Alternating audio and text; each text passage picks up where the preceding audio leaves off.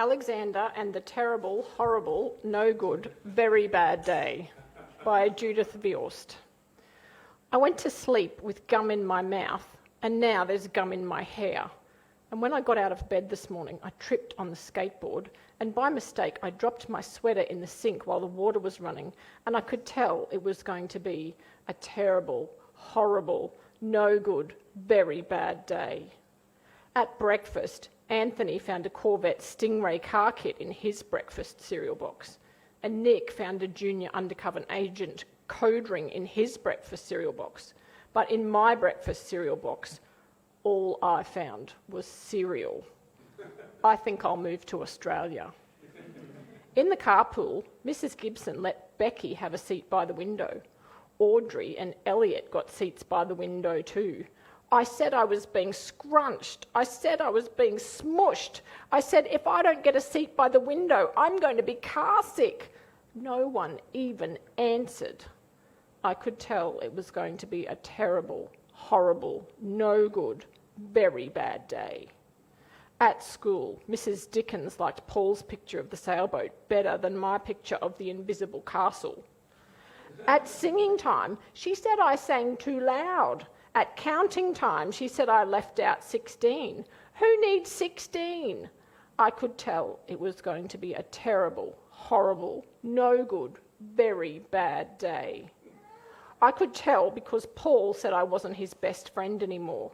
He said that Philip Parker was his best friend and Albert Moyo was his next best friend and that I was only his third best friend. I hope you sit on a tack, I said to Paul. I hope the next time you get a double-decker strawberry ice cream cone, the ice cream part falls off the cone part and lands in Australia. There were 2 cupcakes in Philip Parker's lunch bag, and Albert got a Hershey bar with almonds, and Paul's mother gave him a piece of jelly roll that had little coconut sprinkles on top. Guess whose mother forgot to put in dessert? It was a terrible, horrible, no good, very bad day.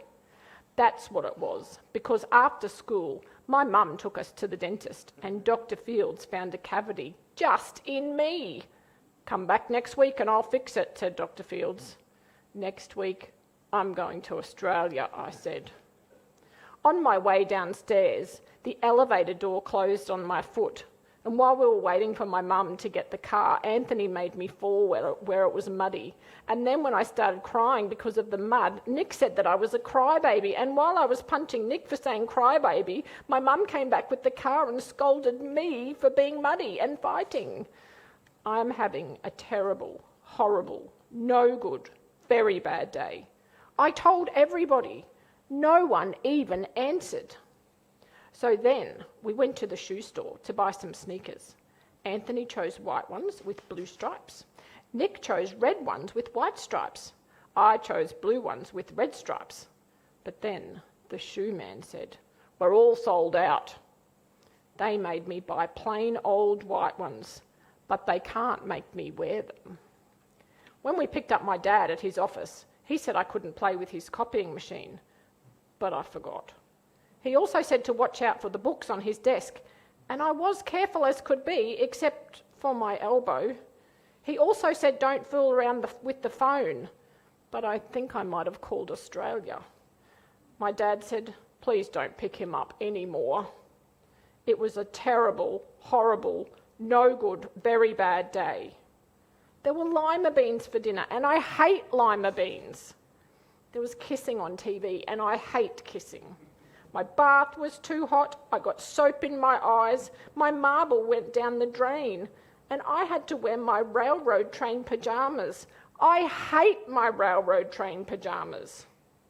When I went to bed, Nick took back the pillow he said I could keep, and the Mickey Mouse nightlight burned out, and I bit my tongue. The cat wants to sleep with Anthony, not with me. It has been a terrible, horrible, no good, very bad day. My mum says some days are like that, even in Australia. Our scripture reading is from James chapter 1, verses 2 to 4. My brothers and sisters, consider the various trials you encounter as occasions for the greatest happiness, knowing that the testing of your faithfulness produces endurance. Let endurance carry out its intended purpose, so that you may be mature, whole, and lacking nothing.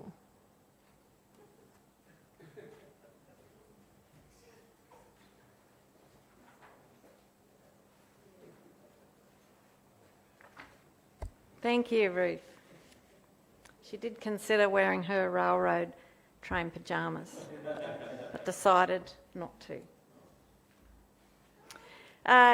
You might remember this slide from last week if you were here.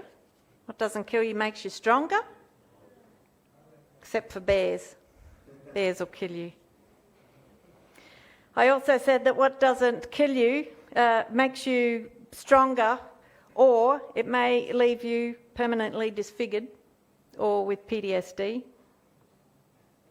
What doesn't kill you can give you a lot of healthy, unhealthy coping mechanisms and a really dark sense of humour. But also, what doesn't kill you can shape your character in surprising ways.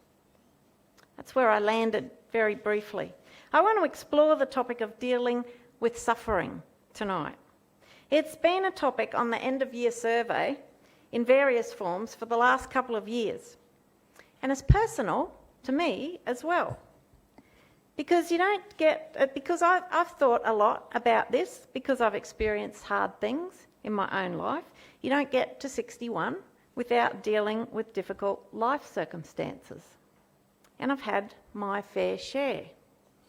Recovery from a decade of child sexual abuse, figuring out ways of being financially independent in my late teens, the death of my brother, a miscarriage, facing stage 4 cancer twice, and frankly, parenting was not a picnic on a summer's day. I tell you this not to elicit compassion or try to compete in some kind of trauma Olympics. I just want to give you my credentials. My credentials for this sermon. You, no doubt, have your own credentials. I bet you could speak knowledgeably about suffering. And maybe you haven't realised this yet, depending on how old you are, but the older you get, the more credentials you accumulate. So that's something fun to look forward to. Just want to give a little caveat. This topic has so many angles, so many nuances, so many perspectives, no one could possibly even scratch the surface in a 21-minute sermon. So please come talk to me later if this is a topic that you want to speak personally about, or if I say something that you would like to push back on, or unpack a little bit more. Did you like Alexander and the terrible, horrible, no good, very bad day? Ruth and I went for a walk last week, and we were delighted to discover that Alexander and His Crappy Day was one of the books that both of us read over and over and over to our kids when they were little. It is such a fun book. But I suspect that our motivation was to help our kids understand that stuff happens. And that having a terrible, horrible, no good, very bad day is actually quite an ordinary part of life. My mum says some days are like that. So if these no good, very bad days are common, then somehow we have to figure out how to deal with them, because they're going to keep happening all through our lives. I thought Alexander's mum was really helpful in helping Alexander understand this first very important point about dealing with suffering in our lives, that hardships happen in life, whether it's traffic on the way to work or losing a dear friend to cancer. Suffering is inevitable. We cannot escape it. And so, step 1 in our first steps is expect suffering. It's the reading from James that Ruth read that has the potential to take Alexander just a little bit further along. Maybe when he's a bit older and can handle what James has to say, because it's not for the faint-hearted. James says, not only can we expect terrible, horrible, no good, very bad days, he calls them trials, and the suffering that goes along with them, but those sufferings and hardships can actually do something to us. They have the potential to shape our character in positive ways. So, step 2, yes, some days are like that. Step 2, never waste a good crisis. Before we look at James' words, there's something important to say first. This verse that Ruth read has been one of the most misused verses in the Bible. Consider it joy when you face trials. Well, that verse sometimes gets interpreted as, if you have enough faith in God, you can just walk through suffering untouched by it. Have you heard that? When something terrible happens to you, you can rise above it. You can smile your way through it. Other versions of this misuse includes things like, if you have a car accident that permanently disables you, how wonderful, because now you can minister to other people who have injuries who have led them to permanent disabilities, and what a joy that will be. These terrible things that happen to you have been carefully planned by God for God's unknown purposes. I remember a woman talking about a miscarriage that she'd had. It was from a much wanted pregnancy, and how it turned out to be a real blessing, because soon after her miscarriage, her mother became ill and required nursing, and she was able to help her mother because she didn't have a newborn to look after. And I was just speechless at how her theology had led to such a dysfunctional view of suffering. It's no wonder, she kind of thought of God up there with a control board, planning her miscarriage so that she could look after her ageing parent. And we wonder why people give up on God. I think I would give up on a God like that. Joel Green, in his commentary on James, has a much healthier, much more accurate, and much more profound way of looking at these verses and the wider context that they're found in. Green stresses that the book of James, what it's about learning to see the world the way that God sees it, and doing that together as a community. It's a slow process, because you can't just flick a switch in your mind and will this new way of thinking into existence. James says that this way of thinking about life, that's a gift from God. And it's given over time.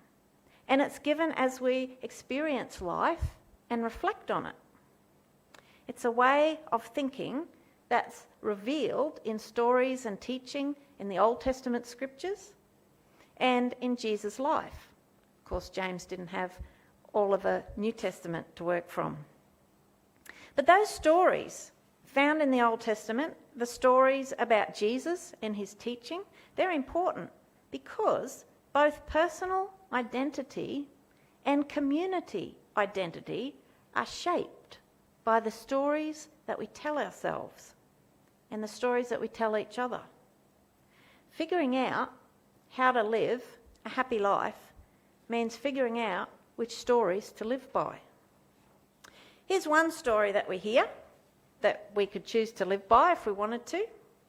This story is told to us every day by our social media feeds and the bombardment of advertising that we're subjected to. The story is that happiness equals feeling good. So whatever you have to do to make yourself feel good, that's the key to a happy life. This story tells me that feelings of happiness is the normal state of being, and any deviation from it means that there's something wrong with me or something wrong with my life. Everybody else is happy. I'm the only person who is not happy. And if I'm not happy, then something needs to be fixed. And do we have a product for you? You just need this phone, this car, this can of drink, this exercise, this self-help book, this diet, these pills, this podcast. Follow this influencer. Acquire them. Follow them. And they will put an end to your suffering. And this sports bet, or that payday loan, well, that'll fund it. You'll have a happy life. I'm not a fan of this story. In fact, I think it's BS. I'd like to say something even stronger. But, you know, we're on live stream. I think it's inaccurate. I think it's misleading. I think it's untrue. You will not feel happy all of the time. Sometimes you will be sad. This is a positive sermon, isn't it? Hey, how are you feeling so far? Sometimes you'll be angry. Sometimes you'll be fearful. You will often be bored. You will have many terrible, horrible, no good, very bad days. If you've been around MCC Brisbane for a while and heard me speak, you'll know that what I'm not suggesting is that we should ignore our feelings, our emotions. That's actually another terrible story to live by. The story is anger, grief and fear are bad. Happiness is good. That's rubbish. All emotions are helpful, especially the really uncomfortable ones. Paying attention to your emotions helps you to unlock what's important to you. It tells you what's going on inside of you, what's happening there. Emotions can be your best friend when you're trying to decide the best way forward. Suppressing all emotions except happiness is not a good story to live by. But I think James has a good story. I think James has a better story.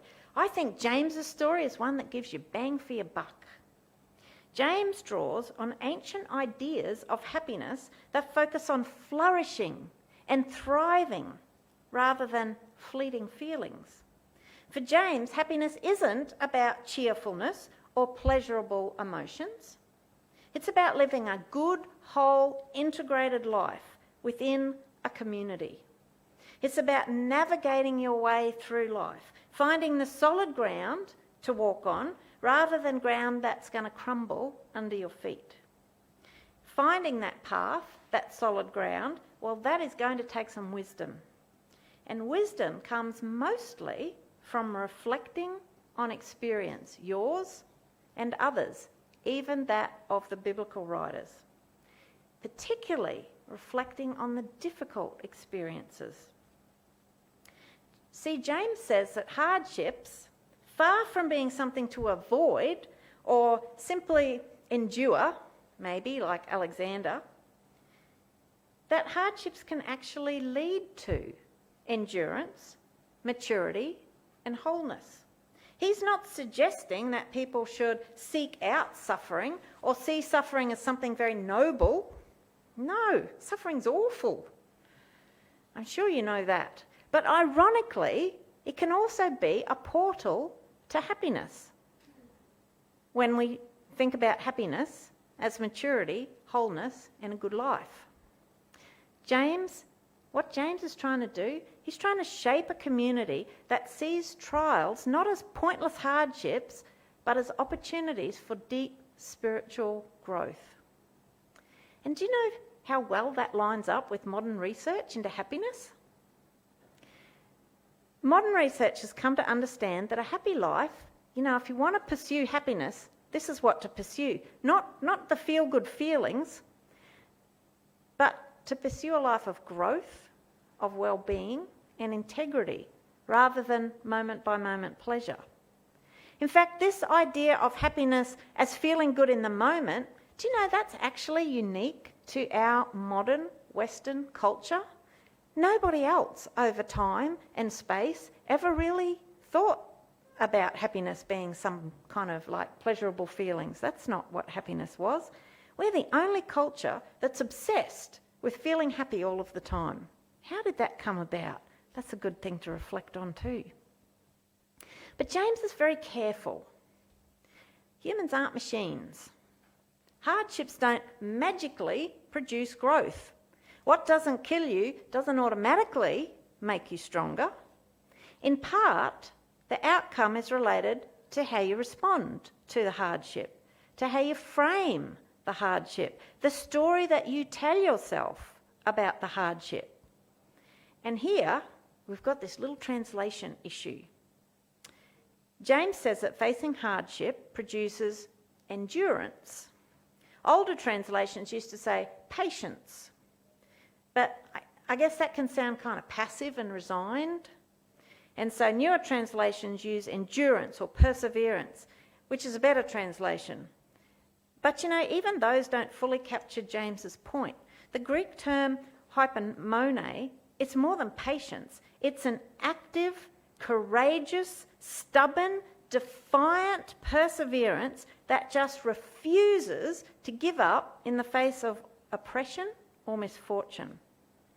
And when facing trials begins to produce this kind of stubbornness, this kind of defiance, this sheer bloody-minded perseverance, that's when transformation starts to happen in front of your eyes. And that is step 3. Just keep swimming.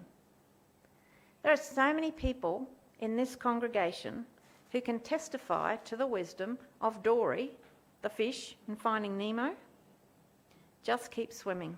There was even a news article on this. I don't know if you saw the family that got swept out to sea and the kid swam 4 kilometres, and when he was interviewed he said one of the things he thought was just keep swimming, just keep swimming.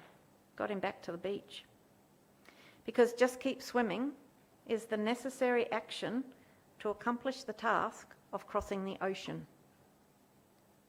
When it seems overwhelming, when you can't see the end in sight, just keep swimming is actually not bad advice, and maybe the only thing that you can do. Finally, step 4, accept the kindness and the help of others. Facing hardship should not be a solo journey. We travel together. That's what we're doing with our Count the Journey thing. We have to do it together. We can offer, we can ask for, and we can accept kindness and help from one another.